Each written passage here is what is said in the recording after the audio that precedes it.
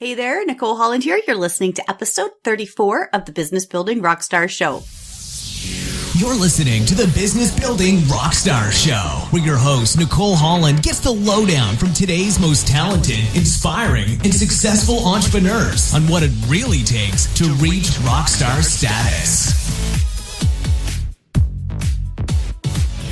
Do you want to get your message out in a bigger way by being a guest on a web show or podcast just like this? If you do, text the letters I am ready to 33444 and I will send you free of charge a guide called How to Be a Great Guest. Don't make rookie mistakes that so many people do when they're starting out. Get known as a great guest that hosts search for free by texting I am ready to 33444. So to spell that out, it's the letters I am READY to 33444, and I will send you a complimentary copy of my guide, How to Be a Great Guest. Today I'm interviewing Dr. Minette Riordan, and she is all about creativity and play. It was a ton of fun, and I'm really excited to bring you this interview. We'll be talking about how to actually incorporate playfulness into your work, how to create a really creative marketing plan, and Minette tells me about her personal secrets to having a successful business partnership with her husband. Thanks so much for listening today. Here we go. Hey there, entrepreneur. Nicole Holland here from the Business Building Rockstar Show. I am very excited to welcome back Dr. Minette Riordan. She is an award-winning entrepreneur, speaker, author, and coach who is passionate about people and helping them to improve communication, create deep connections, and remember how to be creative. She has a PhD from Stanford University, multiple coaching certifications, extensive experience speaking, and she's appeared on many television and radio shows. She helps creative, right-brained entrepreneurs create a vibrant and profitable plan for their business and helps women entrepreneurs who are struggling to make money in their business clarify their vision, message, and marketing. And Minette joined me for the Business Building Rockstar Summit 2015, and we had a fantastic, valuable conversation there. That is still available if you want to head to bbrshow.com/BBRS 2015. You can access that still today. Minette, thank you so much for coming back and hanging out with me. Are you ready to rock? I am ready to rock, Nicole. Glad to be back again. Thanks for having me. Sweet. So why don't you fill in the blanks? I gave a little bit of an intro there, but let us know, what are you up to these days and how do you serve clients? Awesome. What a fun question. It feels like I've been doing a lot of serving clients lately, which has been exciting. So one of the ways that I absolutely love to serve clients is I host 3-day live events in the Los Angeles area right near the airport where people come and spend 3 days in a room with crayons and markers and big sheets of paper and dive deep into planning their business and their marketing for the next 12 months. And I say the piece about the crayons and markers because what I've learned about working with creatives is that we are very visual thinkers and we get stuck with all this information in our heads and lots of beautiful, bright, shiny ideas, and we need to get it all down on paper so that we can see the whole beautiful picture. And once we see the picture, then we can prioritize and focus in on the actual ideas that will make us consistent profit in our business. Definitely. And I am so excited to always see these pictures because you and I are Facebook friends, of course, and there's always pictures of your events and people like dancing around, Yes. having so much fun, and you got crayons all over the place and people drawing and making boards, and it's like, it just looks like such a fun environment. And I love how you bring that in to your serious work. Yes, because it is serious work. The building a business is serious work. And if I can make it fun and take some of the stress and overwhelm out of it for people, then I feel like I've done my job. And we just recently hosted our last summit, and we went from that right into our 2-day live training with our group coaching program. And we just have so much fun. And I say we, I don't even know if I updated you, but my husband quit his job in January of this year to come work with me full-time in my business, which is super exciting. And we just are so loving our clients. It feels like playtime. And if I can help my clients feel like work is play again, that's that creative piece. I don't let them write with pens, you know, it's like writing with a crayon or a marker. It takes some of the seriousness out of it and allows you to get in touch with the creativity and connect with your right brain yes, business is a lot about left brain structural strategy and planning, but if you can have one foot straddling each a little bit, it makes the whole process more fun, because most entrepreneurs I meet, me included, go, what? Write a business plan? How boring. I don't have time for that. I got to go make money. But the truth is, when we just are chasing the money and we aren't following a consistent plan, we flounder a lot and we feel overwhelmed. I talked to a client this morning. She's like, I feel stuck. I don't know what I'm supposed to be doing. I'm like, get out of your house and go talk to some people. And get your big paper and crayons out and just start dreaming about how it is that you want to serve. So there's a lot of different ways to build our businesses, and they work for different people. And my people are those right brain, creative, colorful ones. And I am one, and I know how hard it is to like every day wake up with 5 new bright, shiny ideas and go, maybe I should try this one or try that one. But having a plan will help you go, that idea is going to move me further away from my goals, not closer to it. So it's a big part of why I love having visual things that we can see every day to keep us on track. So awesome. And I love that you mentioned work is play. Yeah. It's so important, I think, to really embrace play and really embrace the little child inside who has been quieted, because she or he is still in there. And I find that when we come into this world, we haven't been told all the things that are not possible. We haven't been told all the things that we can't do. And so we have these big dreams because we start learning what's possible before we learn what's not possible. Yeah. And so when you were really young, what was it that before you were told what wasn't possible, what did you want to be when you grew up? Yeah, it's a great question. And I was reflecting back on that question ahead of time. And so I grew up in the country. My family raised dogs and had a horse. And so, some girls want to grow up to be a cowgirl. And that was just part of my daily life. And I really wanted to grow up to be a teacher. Like, I couldn't think of anything more fun. I would set my teddy bears up, and have the tea parties. And so I always wanted to be a teacher. And I thought that was what I would end up spending my life to do. It's what I went to college and grad school to learn how to be a teacher. And I guess I'm still a teacher in a lot of different ways. But yeah, I was definitely the one who was always teaching. That is awesome. I love that. Now, you did other things along your path too, right? You didn't just say like, I'm going to be a teacher from childhood and just go along the path and everything's hunky-dory. There were a lot of different things that came up for you, and you tried on different careers and you had different businesses. Is that correct? Yes, right out of grad school when I graduated from Stanford, I was applying for university teaching positions and ended up taking a job teaching troubled teens at a private high school. And it was a residential program in Northern California. And I swear those kids taught me more about integrity and leadership and connection than any other population I've ever worked with. It was an amazing program, an amazing school, and they brought in a lot of brand new PhDs, and it was a combination of very rigorous emotional growth and rigorous academic prep as well. And the combination of the two really required these kids to step up into a new level in their life. And that meant as young adults, we, in our 20s, right, we all had to step up with them. And it was a really cool experience. And from there, we ended up following my husband's job from Northern California, long story, through Colorado to Texas. And I decided, I had 2 kids and I was done being a stay-at-home mom. I wanted something to do that still allowed me a lot of flexibility to be with my kids and go on field trips with them and spend time with them. And so I started a parenting magazine. I knew nothing about business. I had worked in retail. I'd done a lot of babysitting and a lot of teaching, and that was about it when I started my publishing company. I didn't know anything about marketing and sales. I didn't know anything about QuickBooks. I didn't even know what QuickBooks was. This was before the internet was really taking off as a business tool. So this, it was really just starting to take off, I would say, as a business tool. This was like 2002, 2003. And so I just thought, how hard can it be? I realized as I was working at my last summit, is kind of my life mantra. It's like, well, how hard can it be? And just diving in with both feet. And that's not always, I learned the hard way how important the planning piece is as well. But I ran a publishing company for 11 years. I grew it from a tiny quarterly magazine to a big monthly magazine where we were printing 50,000 copies a month, grossing hundreds of thousands of dollars, hosting huge family expos with hundreds of vendors and thousands of attendees. I mean, it was a lot of fun and a lot of hard work and not a lot of profit. And so after 10 years, we realized that we were not in the right business, that we didn't love the business model enough to grow it to the next level. And we were also just done living in Texas for a variety of reasons. And we made the hard decision. We basically gave the magazine away at that point. It's all digital now. It's still going strong for anybody that's listening that lives in the Dallas area. It's called NorthTexasKids.com, great resource for moms. And what I realized was that what I loved most was working one-on-one with people. I had spent so many years, Nicole, and so many of us have this story, coaching people for free, right? Because I would go in and talk to small business owners about how to market their business, and I wouldn't sell them an ad in my magazine if they just wanted to buy one ad, because I knew one ad wouldn't work.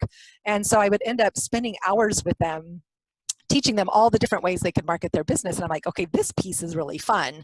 It felt like bringing my marketing knowledge and my teaching, my love of teaching all together. And so that sparked that idea of what would be next for me once we left Texas and moved to California. And we've been here about 4 years. And I floundered for about a year trying to figure out who I wanted to be in the next iteration of my life and what kind of coach do I want to be. Oh, a creativity coach and a relationship coach. I wrote a book on repairing relationships with one of my business partners and did all these different things. And then all these people started showing up, Nicole, saying, you know what? We need your help with business. You're good at business. And I'm like, oh, I'm so tired. I'm worn out. I don't want to talk about business. But all the people kept showing up going, please, please, please, we need your help. And so I said, okay, if I'm going to do this, I have to figure out how can I integrate all of these other pieces and make it really fun and playful for me personally. And then we actually created a one-page business plan to really simplify the process for me, because my financial planner was like, Minette, if you want your husband to quit his job, you need a business plan so you can figure out how you're going to make the money that it's going to take to do that. I'm like, no, Nicole, I don't want to write a business plan. So I did. I created a really simple method to capture all of that information. And that kind of launched where I am currently. And what I'm up to was from my own need to realize, one, I needed more structure, and two, I wasn't willing to make the same mistakes I made in my first business and to work that hard without having any profit left over to show for it. Wow, that's amazing. I love your story so much. And something that I just learned about you that I didn't know before was about the youth facility. Yeah. And I had a very similar experience in my 20s as well, working with male youth adjudicated who were in a very tough love environment instead of in jail. And that got me really passionate, and also just so much growth, as you said. You really have to step up. So very cool. Wow, so much. I'm like, oh my gosh, I want to ask her about this. I know. I'm a good talker. Sorry. It was great. It was really interesting. So when your first business then that you did was this parenting magazine, and you did that from a space of realizing what you didn't want and what you did want. And even though you didn't have the tools and you didn't have the knowledge and you didn't have the experience, and just being willing to go out and figure it out, being willing to find those resources, I think that is so key, that I'd like to point out to the listeners here, that you wanted to stay home with your kids. You had all these wants. You had the obvious challenges and you chose to overcome them anyways. And you also, I want to highlight, where even though you were doing something that you really enjoyed, I believe you really enjoyed. Yeah, I did. A lot of it was a lot of fun. Yeah. Yeah. And you were great at it and people loved it.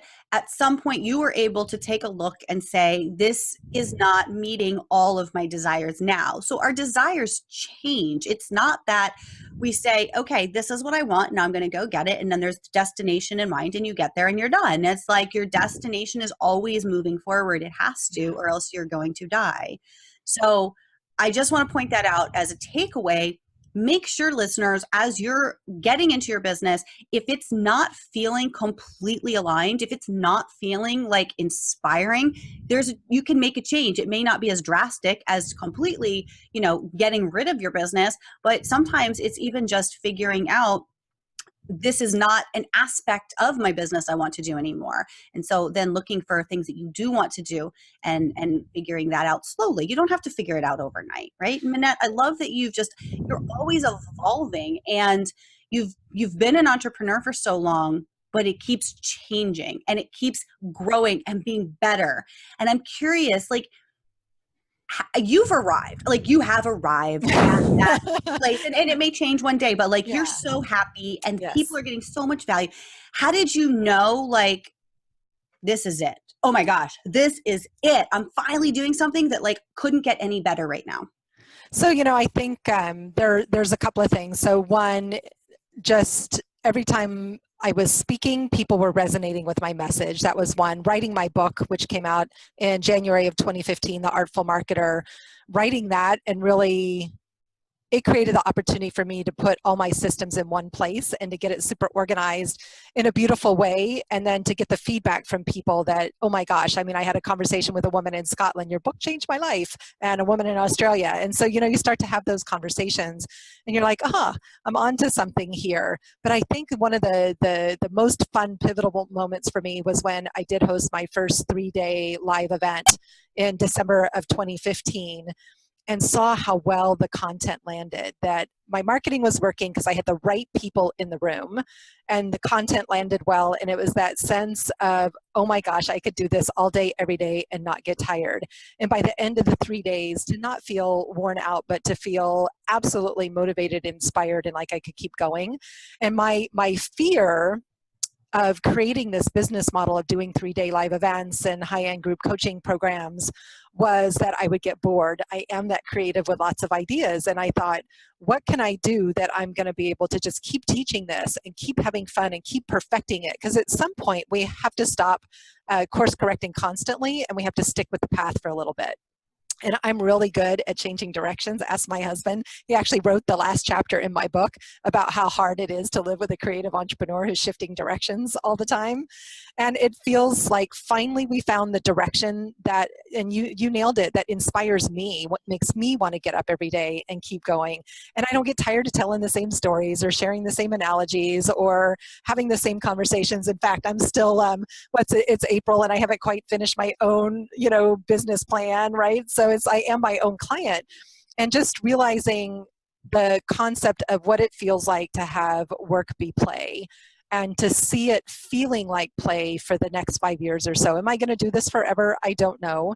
But for right now, it finally feels like it's like this settling in, this deep settling in. And it feels like this place of my theme over the last year or so has been integration. And I see it happening in my clients as well. It's when you reach that place where you integrate all the different strings and all the beautiful threads into a coherent whole that makes sense, that then you can turn around and effectively use all of that, all of the tools to connect with other people in impactful, transformational ways for them. And I think we get scattered because, my clients are just like me. We all have a bazillion certifications, a bazillion degrees. We've done a ton of different things. We have so many different things that we could do, so many different people that we could help, different populations that we're passionate about serving. It's like, how do you narrow that focus? And I think it's the one that really you feel like you can't wait to get up every morning and get started. I totally agree.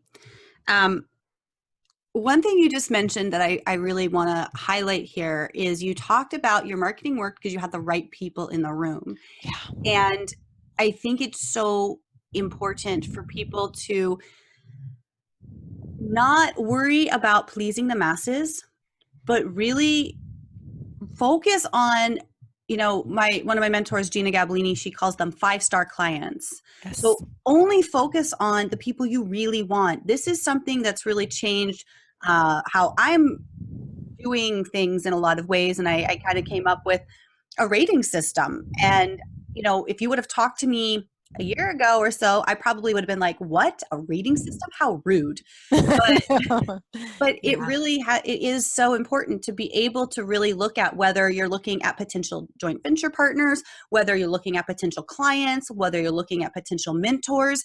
And for me, I've come up with 5 things. So it's like the platinum level, the gold level, the silver level, the bronze level, and the aluminum level. And the aluminum level is takers. They're like, give me 5 cents for my can, right. They're just not there's nothing wrong with people who I see as aluminum, but they're just not people I want to hang out with. They're not people I want to spend time with and invest in. And as an entrepreneur, you have to remember that it's not just your clients investing in you, you're investing in them and you have a say in that. You don't have to serve them.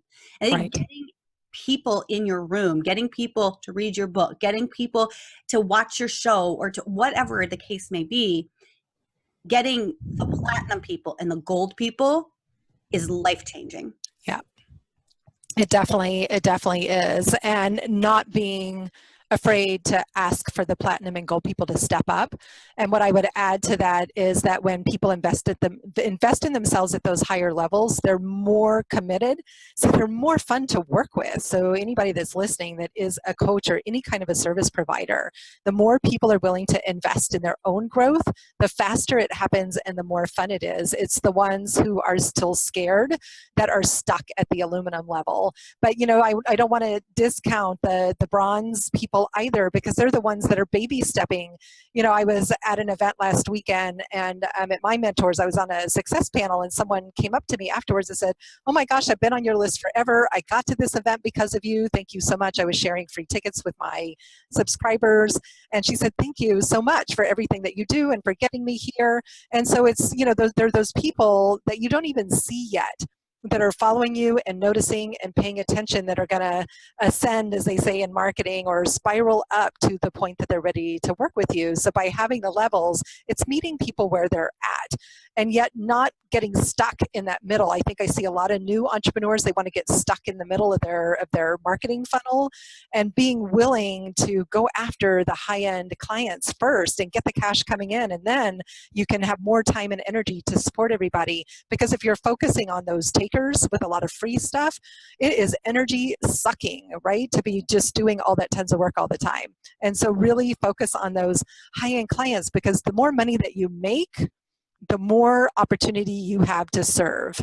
The more time you have, you get to outsource, bring in people to help you and support you, and then you get to serve everybody, right? You get to serve everybody, but you can't start by trying to serve everybody. You got to focus in on that top 5%. It's like salespeople, right? It's the top 2% make as much as the other 98%, right? It's like, as clients, that's who we want, are those top 2%ers that are super committed to their own success, because it's not about us. We're just the guides, right? The facilitators and maybe the accountability partners. Yeah. And it's just about holding space for people to really see, so that we can reflect back to them their own amazing gifts and talents, so that they can grow to the place that they want to be. Yeah, definitely. And I do want to just add something. I'm not, I just want to add something for our listeners, because Minette, you and I work with people doing business coaching. And so our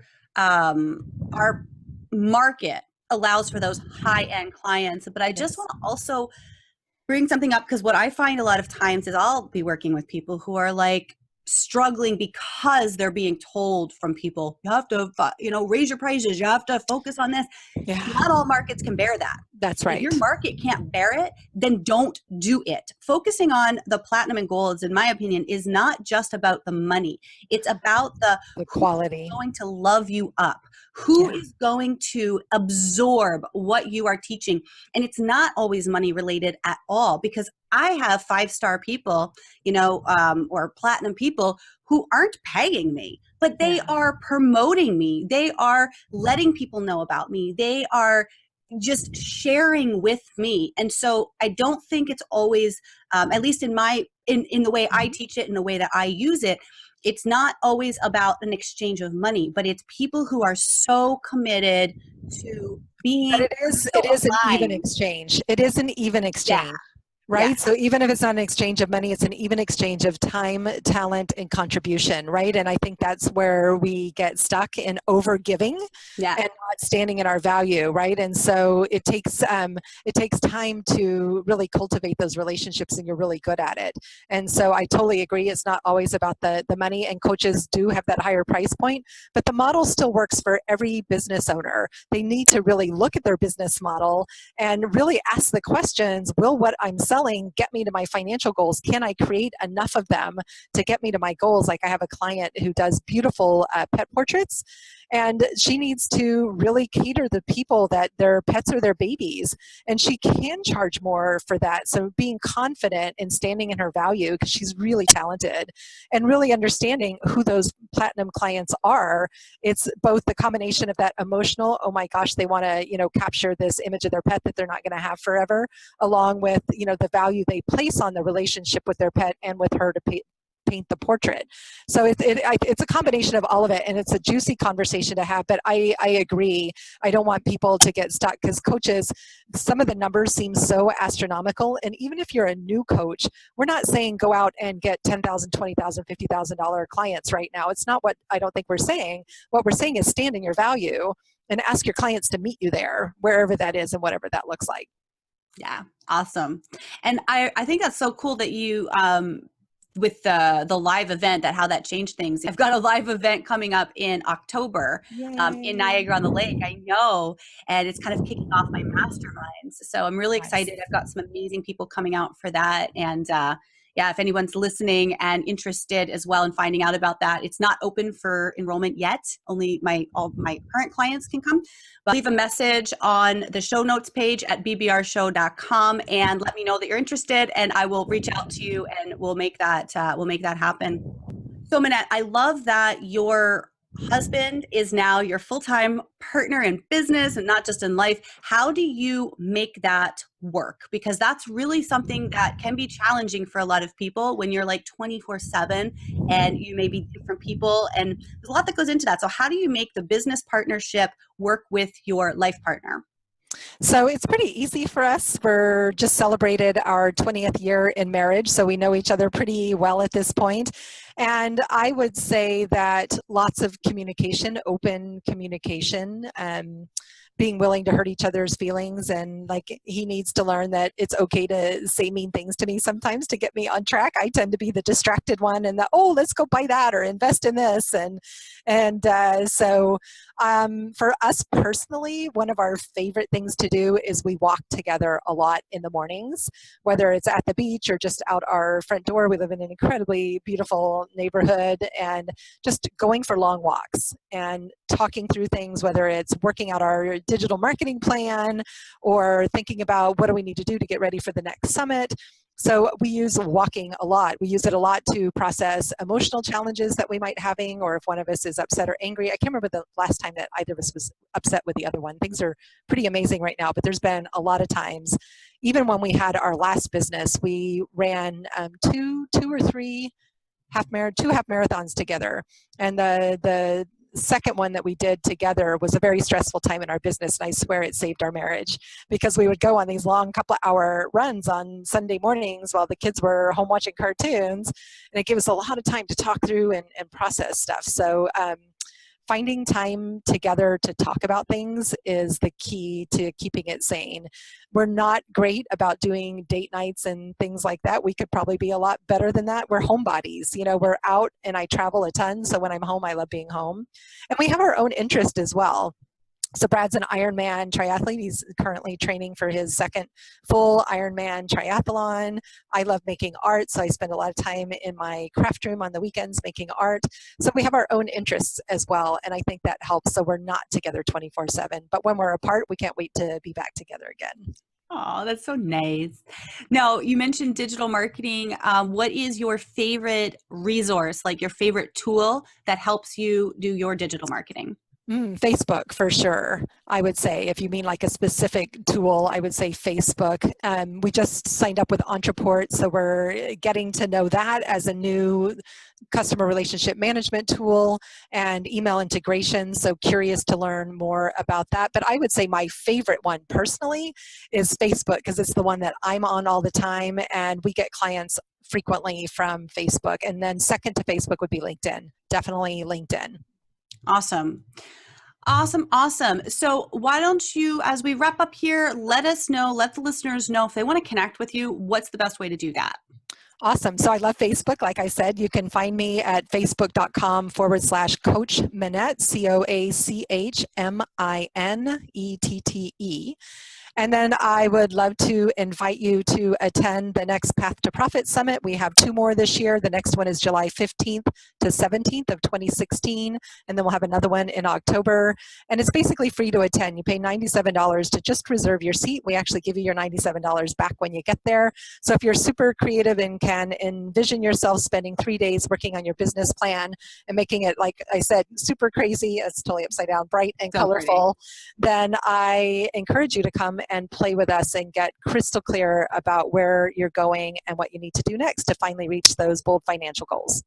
And listeners, just to let you know, Minette has pulled up this beautiful, beautiful one-page business plan, I believe, that's super colorful. And if this sounds like it resonates with you, if this is interesting, head on over to my YouTube channel where you can actually watch us, because Minette and I are face-to-face right now. This is a video interview, but you're only hearing it on your iPod. So head on over to YouTube and you can see our video and her beautiful work. So, and Minette, where exactly do you want people to go to get more information about your 3 days? Thank you. I guess that would be helpful, wouldn't it? So they can go to pathtoprofit.net, PATHTOPROFIT.net, pathtoprofit.net. And right there on the homepage, they'll find all the information along with a video that also shows the one-page business plan and some great testimonials and some of those crazy pictures that you talked about with all the fun crayons and markers. Fantastic. And we will also have that linked up in the show notes page at bbrshow.com. Minette, thank you so much. It's been a blast as usual.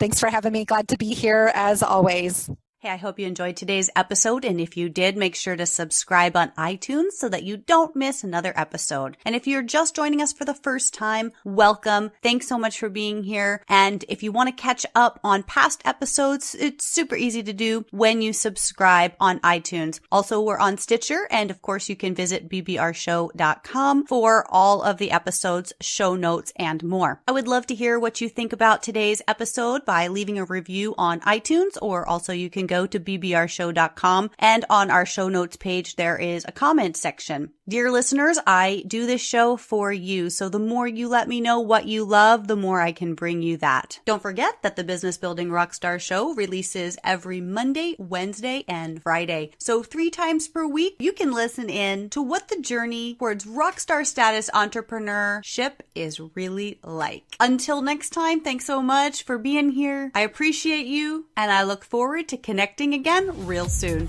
And there you have it. If you enjoyed this episode of the Business Building Rockstars Show, be sure to subscribe on iTunes so you don't miss a thing. And visit bbrshow.com for all the show notes and links to resources discussed on today's show. Plus, lots more.